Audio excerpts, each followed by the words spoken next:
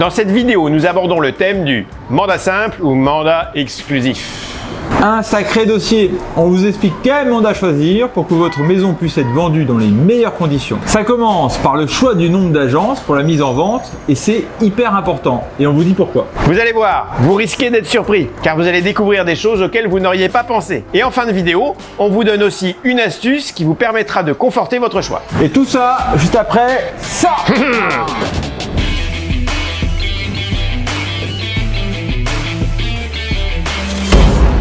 Salut, je suis Arnaud. Et moi, Jean-Jérôme. Bienvenue sur notre chaîne Plus-Value Immobilière, le meilleur endroit pour vendre au mieux votre bien immobilier et économiser votre temps et votre argent. Pour les nouveaux ici, pensez à vous abonner parce qu'on partage régulièrement des conseils pour vendre votre maison. Nous sommes au contact des vendeurs depuis de nombreuses années et nous sommes toujours confrontés à la question du mandat simple ou mandat exclusif. Avec une vingtaine d'années d'expérience en transactions immobilières, autant vous dire que ces deux types de mandats, on en a fait le tour et on est en mesure de vous donner les avantages et les inconvénients de chacun. Donc, dans cette vidéo, nous allons vous conseiller sur le type de mandat à prendre pour la mise en vente de votre maison. En 1, on verra les inconvénients du mandat exclusif et en 2, ses avantages. On vous explique quels sont vos intérêts à vous vendeurs de sélectionner une agence, donc un mandat exclusif, plutôt que plusieurs agences. Mandat simple. Et regardez bien jusqu'à la fin parce que après vous avoir donné tous nos conseils, on vous donne une astuce qui pourra vous rassurer. Et pendant cette vidéo, vous pouvez écrire dans les commentaires pour vous donner votre avis. C'est toujours sympa d'échanger. Alors, faire le choix d'une unique agence ou d'en prendre plusieurs pour la vente de son appartement ou sa maison, c'est primordial. Vous avez choisi de passer par une agence immobilière pour vendre votre bien, comme toutes les stars. C'est vrai que je vois pas Brad Pitt vendre sa maison par lui-même. Alors Brad, si tu nous entends, c'est quand tu veux. Maintenant, la question que vous pouvez vous poser, c'est doit-on prendre une agence ou plusieurs pour s'occuper de la vente? Alors on va pas se mentir, jusqu'à maintenant dans nos tutos, on aimait donner les avantages et les inconvénients pour chaque situation. Mais là, on va pas le faire dans cette vidéo-là. Non. Et donc, pour répondre à la première question sur les inconvénients du mandat exclusif, on n'en voit qu'un seul. C'est de tomber sur une agence qui fait pas bien son boulot. Mais sinon, à part ça, on n'y voit que des avantages. Et du coup, on s'explique. On part bien sûr du principe que vous allez sélectionner une agence qui travaille correctement. Alors, le premier et qui n'est pas des moindres. L'avantage de passer par une seule agence, ça permet de maîtriser la communication. C'est-à-dire, surtout gérer la diffusion de l'annonce dans le temps et de faire en sorte que celle-ci soit toujours vue comme une annonce récente et même après plusieurs semaines de diffusion. Et oui, l'inconvénient d'Internet aujourd'hui, c'est qu'une annonce, même récente, peut vite être perçue comme le bien qui ne se vend pas si sa diffusion est mal gérée. Et aujourd'hui, avec l'ère Internet et les smartphones, ça va très vite. En quelques minutes, on voit les annonces qui nous intéressent. C'est donc aussi important d'avoir une agence qui propose des photos de qualité, qui donne envie et des plans pour se projeter.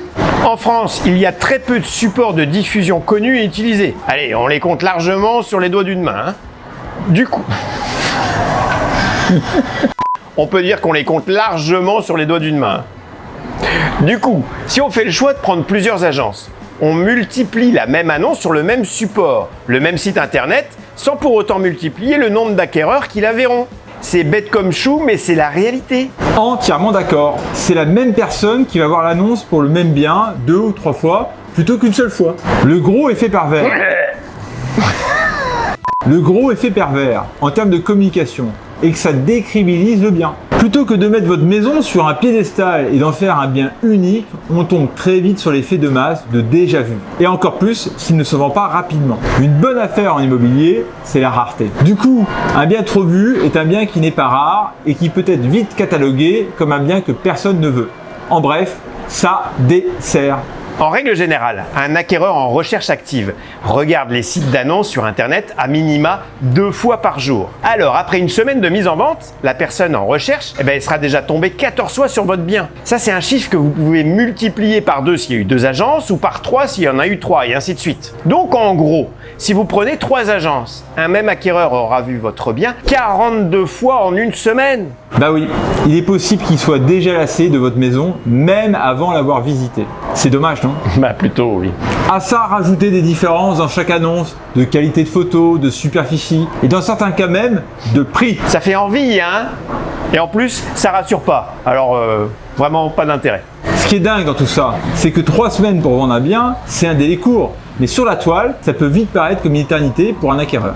D'où l'intérêt d'avoir une agence unique. Celle-ci pourra plus facilement gérer la communication en dosant la fréquence de sa diffusion et en jouant avec des photos différentes. Le bien il sera perçu comme un bien récent sur le marché, même si on pousse jusqu'à 3 mois de diffusion. Indirectement, ça aidera le vendeur à tenir son prix et ça évitera à l'acquéreur de se poser de mauvaises questions. C'est aussi un confort pour le vendeur. Des visites plus ciblées, plus qualifiées et donc moins nombreuses. C'est pas la course à la visite. L'agence peut prendre le temps de découvrir l'acquéreur, de s'assurer que sa recherche matche bien avec le logement et pour finir, de valider son financement. Et si tous les voyants sont au vert, de programmer une visite. En s'assurant qu'ils viennent à 2 si c'est un couple qui achète. Et tout ça, c'est très compliqué à mettre en place ou à faire s'il y a plusieurs agences. On prend un exemple, un client qui appelle et qui souhaite visiter de suite. Avec plusieurs agences, ça peut être la course à la visite. Et lors de l'entretien téléphonique, dès le départ, si vous n'allez pas dans son sens pour la prise de rendez-vous, il risque d'aller voir une autre agence qui l'a à la vente. Mais cette visite, elle se fera pas forcément dans les meilleures conditions, loin de là. Mieux vaut prendre le temps pour tout maîtriser et déclencher une visite si elle se justifie. Et tant qu'à y être, plutôt choisir un jour de beau temps, le logement préparé et les 2 acquéreurs si c'est un couple qui achète. En faisant ça, il y a de fortes chances que l'acheteur fasse davantage confiance à l'agent. Il verra qu'il n'est pas dans la précipitation et qu'il n'est pas là pour vendre le logement coûte que coûte. Et au final, ça sera un confort pour le vendeur, une visite ciblée, pour l'acheteur, une visite dans de bonnes conditions et pour l'agent, une visite maîtrisée. C'est clair. Un autre avantage, avec une agence, vous pourrez laisser vos clés plus facilement et l'agent immobilier pourra faire le job sans votre présence. Un vrai confort pour vous, mais aussi pour l'acquéreur qui pourra se projeter sans un propriétaire qui est là, un peu trop présent parfois. Allez, un dernier avantage, mais qui n'est pas des moindres. D'avoir une unique agence, ça permet de mieux défendre le prix du vendeur. En mandat exclusif, l'agent travaille pour vous. Et il sera dans une position plus confortable pour défendre votre prix.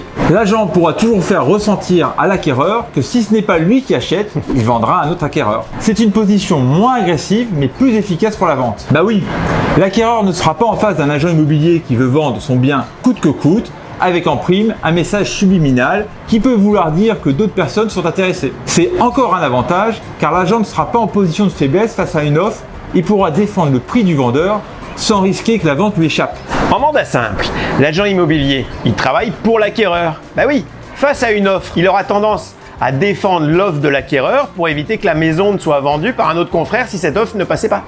Voilà pourquoi ce choix est primordial pour vendre dans les meilleures conditions votre bien immobilier. Allez, maintenant, regardez bien jusqu'à la fin parce qu'on vous donne une astuce pour que vous vous sentiez libre de partir avec une agence unique. N'est-ce pas Gigi? C'est pas faux Arnaud, mais avant, c'est l'heure de se résumer. Donc en 1, on évite de partir dans tous les sens et on sélectionne bien l'agence. En 2, on vous donne tous les avantages de partir avec une unique agence. La communication, gestion des visites, la confiance, le prix, en bref, votre logement sur un piédestal. Ok, et maintenant l'astuce Arnaud, tu l'as? Bien sûr, je l'ai. Généralement, la durée du contrat, du mandat de vente, est d'une durée minimum de 3 mois. Si vous trouvez que cet engagement est un peu trop long, proposez à l'agence de réduire cette durée, quitte à la renouveler si vous êtes satisfait. Comme ça, vous vous sentirez moins engagé et ça permet à l'agence de partir sur de bonnes bases et de faire ses preuves. Maintenant que vous voyez l'intérêt de partir avec une agence unique, on vous guide via un autre tuto sur comment choisir une bonne agence. Les liens sont dans la description. Laissez-nous un pouce bleu si vous avez appris quelque chose, un commentaire, ça fait toujours plaisir, et abonnez-vous en cliquant sur la petite cloche si ce n'est pas déjà fait. Allez, à bientôt. Ciao. Ciao.